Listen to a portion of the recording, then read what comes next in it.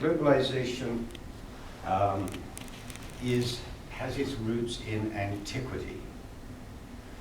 It's not something which mysteriously appeared about 20 years ago. It's been going forever. I mean, this is just an example. This is just the first century trade patterns. There's something about the human, I was going to say animal, but I guess we are animals, the human species that wants to trade, exchange things and so on and so forth. And most of you will be familiar, I'm sure, with the old Silk Road, which was the progress all the way through China, right out as far as the kind of easternmost portion of Europe. So these were very, very active trade routes. Okay? Since these days, we've arrived at a situation right now where all the countries that you see in green are members of the World Trade Organization, which is a massively important element in increasing trade between countries. And there are very few countries that are not in it, one of them being, if I can find it, North Korea, and much of the Muslim world is still not in it, and good old Switzerland is not in it, because Switzerland has its own little view of life, as it were. But you can see this is remarkable, and the idea of the World Trade Organization is to increase trade between countries, hopefully to everybody's benefit. I just want to say a word about USA decline, because this is again a great topic now. People are saying somehow it's going wrong, we're not doing well, and so on and so forth. I am a huge, huge optimist for the future of this country. Huge. I mean, in 1957, those of us of a certain age remember this, but many of you won't remember that. The Sputnik was launched, and everybody was convinced that the USSR, which was the former name of which is mostly Russia now, would bury, was the term, the USA. In fact, Paul Samuelson, who's an economist and a Nobel winner to boot, predicted the USSR, i.e. Russia, would overtake the USA by 1984, which hasn't happened. Even this famous name, 1961, Henry Kissinger, we must accept that we are in decline. And in 1979, Harvard professor Ezra Vogel said Japan is the new #1. And then Paul Kennedy, who happens to be a friend of mine from Yale, wrote The Rise and Fall of the Great Powers, which was a serious book written in the mid-80s about the inevitable decline of the USA. And now we have China as the nemesis. We're also worried about China. My view is there is no way that China will overtake the USA in terms of its global reach, its trade patterns, its economic success, and so on and so forth, anytime in the foreseeable future. There are many reasons for that, which we won't go into now, but China's got a lot of issues. It doesn't mean to say that China isn't a great country. It is. It doesn't mean to say that China isn't doing well. It is. But it is not in the same league as the United States. This is not to say, however, that the USA does not have its problems. It does. And we can think of any number of them. We currently have, and we've had for some time, what I call a gridlocked governance. I mean, if you read the papers or watch the TV, somehow things aren't quite gelling. Media, this is a favorite bugbear for me, media intent on confusing spin with news. And that's an editorial judgment. You can disagree with it if you like. A large undereducated underclass, which is a very, very serious problem in this country, in my view, one of the most serious that we have.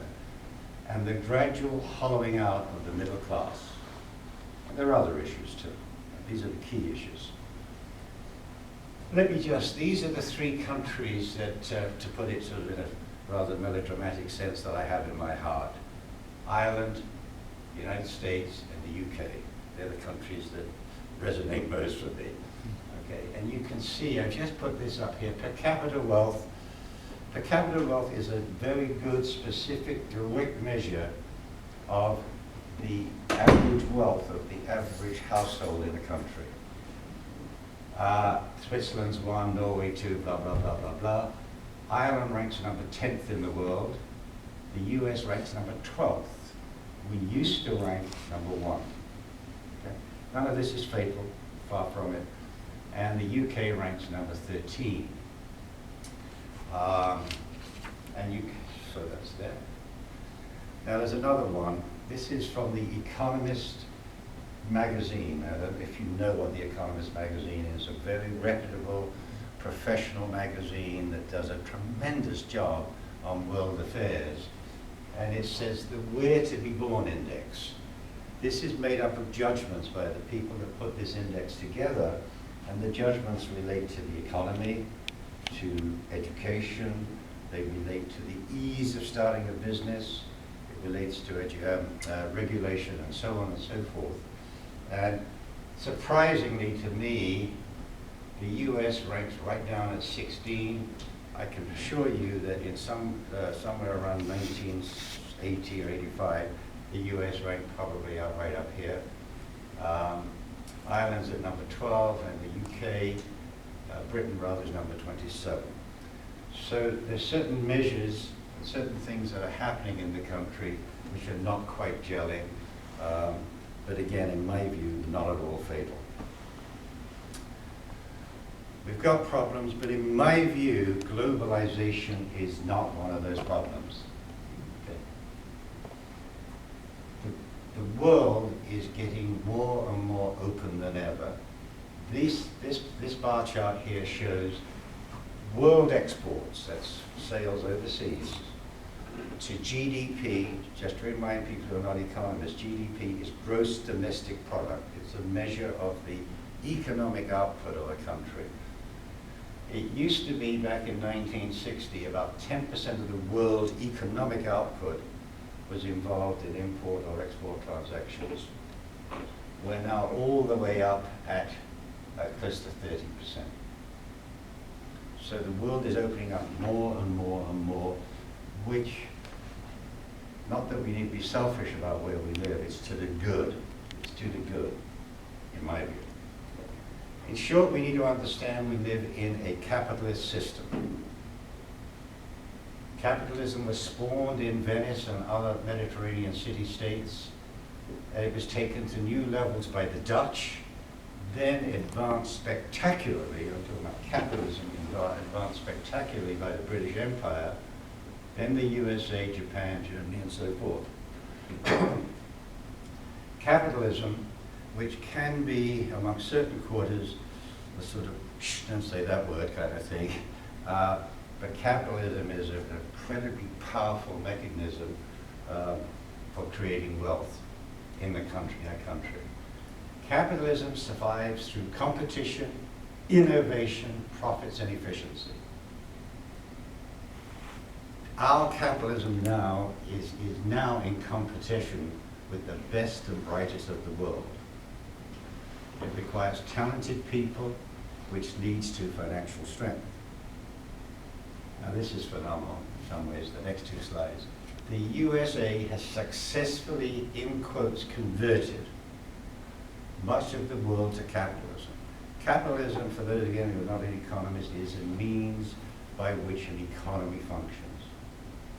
The classical alternative is something like communism, is an alternative to that, and there are probably other alternatives, but for the moment that is a description of how the economy functions.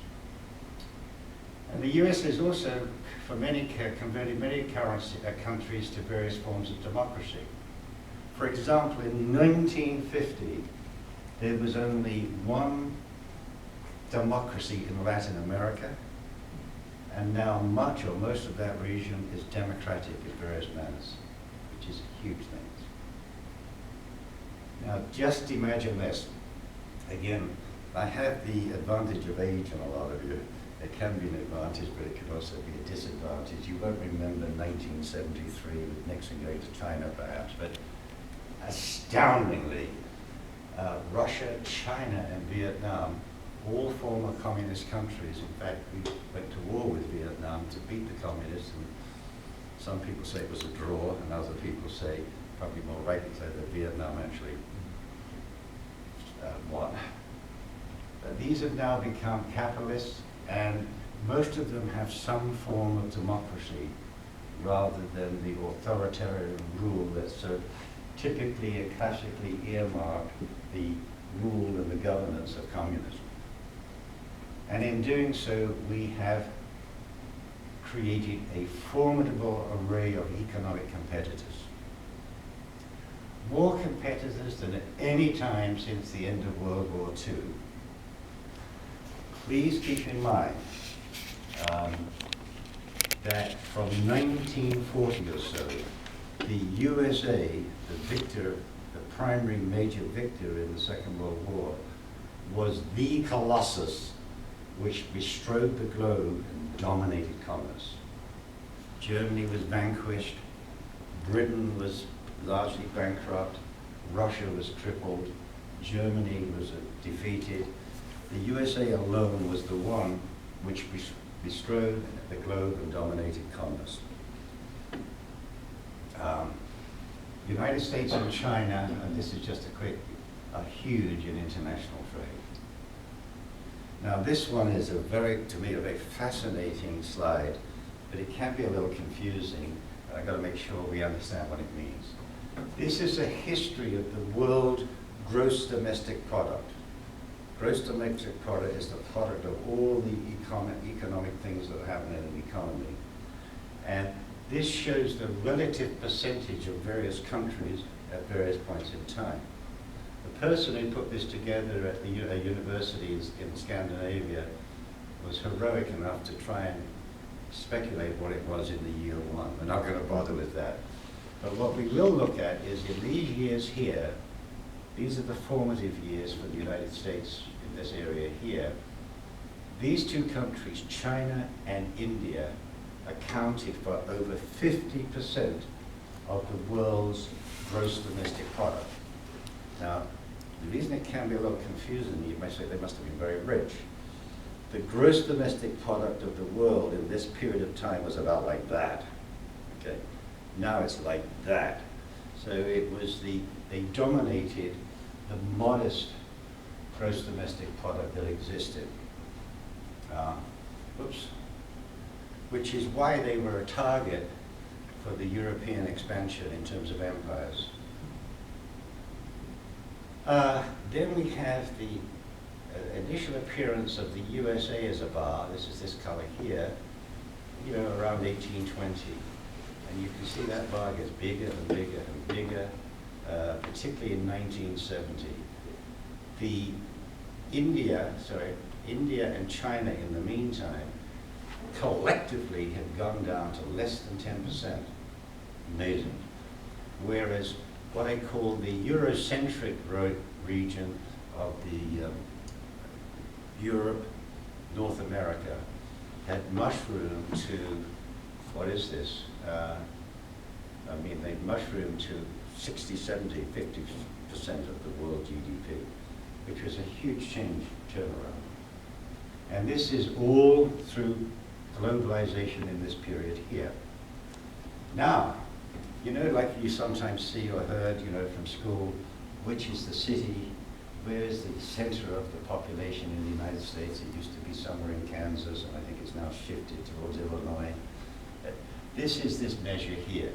This is like the kind of center where most of the global trade in this period here was around this area here, which encompasses China over here, India, the Middle East, and it just zoomed over to this North America over here, Europe, and so on and so forth.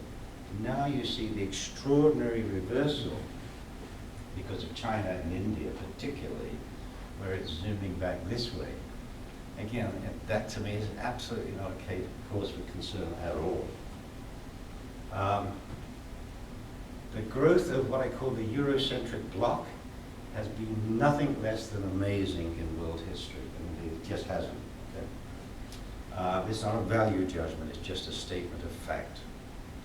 Starting with the extraordinary Spanish Catholic Empire, and I put this comment here to remind people that the first settlers, the first, I guess, English settlers into the USA was 1607.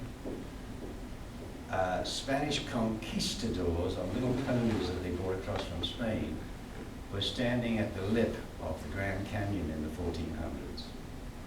And they utterly had an amazing empire. I use these phrases amazing, not in terms of any value judgments, because I'm not in the business right now of making moral or value judgments, but just in terms of the breadth and the depth of it. That was leading to the British, French, and German empires, and then the American economic empire. Because the United States has been and